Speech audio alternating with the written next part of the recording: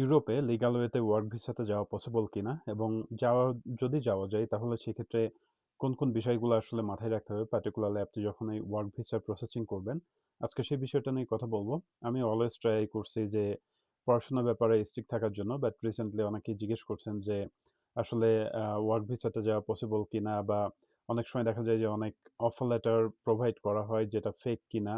এই জিনিসটা নিয়ে কনফিউজ থাকেন, এতে করে দেখা যায় যে অনেক সময় অনেক টাকাও আসলে লস হয়। সো আজকের ভিডিওতে আমি জাস্ট একটা ব্রিফ ওভারভিউ দেওয়ার ট্রাই করব। যেন আপনারা যারা ওয়ার্ক ভিসাতে প্রসেসিং করবেন তারা এই বিষয়গুলো নিয়ে একটু সচেতন হইতে পারেন। এতে করে দেখা যাবে যে অনেক হ্যাসেলের হাত থেকে বেঁচে যাবেন। সো এখন কথা হচ্ছে যে ওয়ার্ক ভিসাতে যাওয়া পসিবল কিনা? এটার আনসার হচ্ছে অবভিয়াসলি পসিবল। যদি আপনি অফার লেটার ম্যানেজ করতে পারেন, I mean work related offer letter manage করতে পারেন, তাহলে অবভিয়াসলি আপনি যাইতে পারবেন। সো এখানে আমি আসলে অ্যাজ অ্যান এক্সাম্পল হিসাবে ফিনল্যান্ডের কথা বলবো, এবং আই উড সে যে এই ইনফরমেশনগুলা মোর অর লেস আপনি যে দেশে অ্যাপ্লিকেশন করেন কিনা ওয়ার্ক ভিসার জন্য, পার্টিকুলারলি ইউরোপের মধ্যে, এটা সেম। সো এখানে বিষয়টা হচ্ছে যে ওয়ার্ক ভিসা আসলে বা ওয়ার্ক পারমিটের জন্য আপনি কিভাবে প্রসিড করবেন, এবং এই যে বিষয়টা, আই মিন আপনাকে যে ওয়ার্ক সার্টিফিকেট বা ওয়ার্কের জন্য যে আম অফার লেটারটা দেওয়া হবে, যে অ্যাকসেপ্টেন্স লেটার দেওয়া হবে, এটা ভ্যালিড কিনা, এই ২ টা বিষয় নিয়ে কথা বলব। সো ইউজুয়ালি দেখা যায় যে আপনি যদি ফিনল্যান্ড থেকে একটা ওয়ার্কের জন্য যে অ্যাকসেপ্টেন্স লেটার, ওটা আপনি যদি পান তাহলে অবভিয়াসলি আপনি ফিনল্যান্ডে যাইতে পারবেন।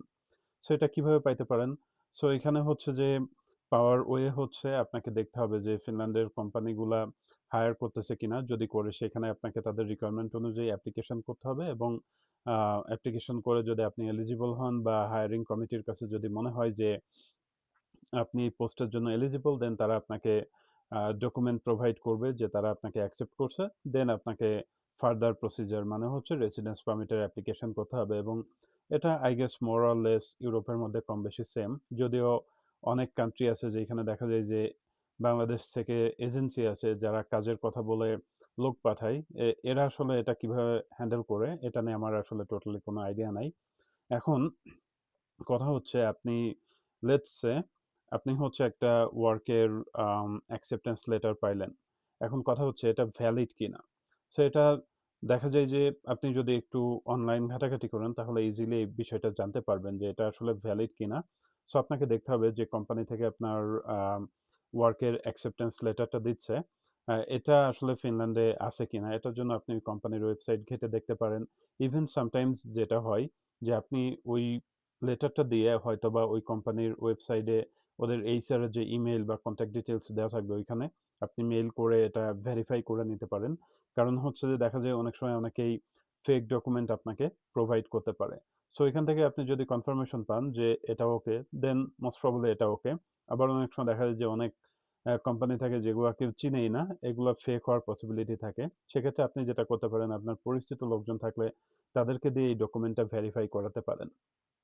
এখন আপনাকে যে ওয়ার্ক ভিসার জন্য যে ডকুমেন্টটা দেওয়া হচ্ছে, এটা ভ্যালিড নাকি ফেক, এটা বোঝার আমার কাছে মনে হয় যে সবচেয়ে শর্টকাট ওয়ে হচ্ছে যে তারা আপনাকে ওয়ার্ক সার্টিফিকেট বা যে অ্যাকসেপ্টেন্স লেটার দিচ্ছে, এরপরে যদি তারা আপনার কাছে টাকা চায় যে কিছু ডকুমেন্টেশনের জন্য টাকা লাগবে, টাকা দিতে হবে। সো এরকম যদি হয় তাহলে হচ্ছে যে ধরে নিবেন যে এটা 100% ফেক। কারণ কোম্পানি যেহেতু লোক নিবে তাদের সেরকম করে পলিসি সাজানো থাকে, এবং তারা কখনোই কিন্তু আপনার কাছে টাকা চাইবে না আপনার জন্য ডকুমেন্ট রেডি করার জন্য।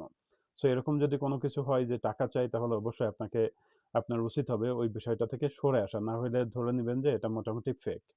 এখন কথা হচ্ছে যে আপনি যদি বাংলাদেশী কারোর মাধ্যমে প্রসেসিং করতে চান তাহলে আমি বলব যে আপনার মানে খুব বেশি সতর্ক থাকতে হবে। কারণ এখানে দেখা যায় যে প্রতারণা হওয়ার পসিবিলিটি খুবই বেশি।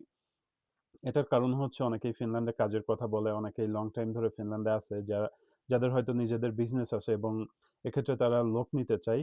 তো দেখা যায় যে অনেক সময় যেটা হবে যে তারা আপনাদের থেকে টাকা নিবে, বা টাকা নেওয়ার পরে বাকি প্রসেসিং তে অনেক ডিলে করবে। ডিলে করার মানে হচ্ছে যে লিটারালি তারা হয়তোবা আপনাকে নিবে না। একসময় দেখা যাবে ঘুরায়, ঘুরায় বলবে আমার এই টাকা এখানে খরচ হয়েছে, এখানে খরচ হয়েছে, অ্যান্ড ফাইনালি তারা কিন্তু আপনাকে টাকাটা ব্যাক দিবে না, এবং আপনার টাকা লিটারালি মার গেল।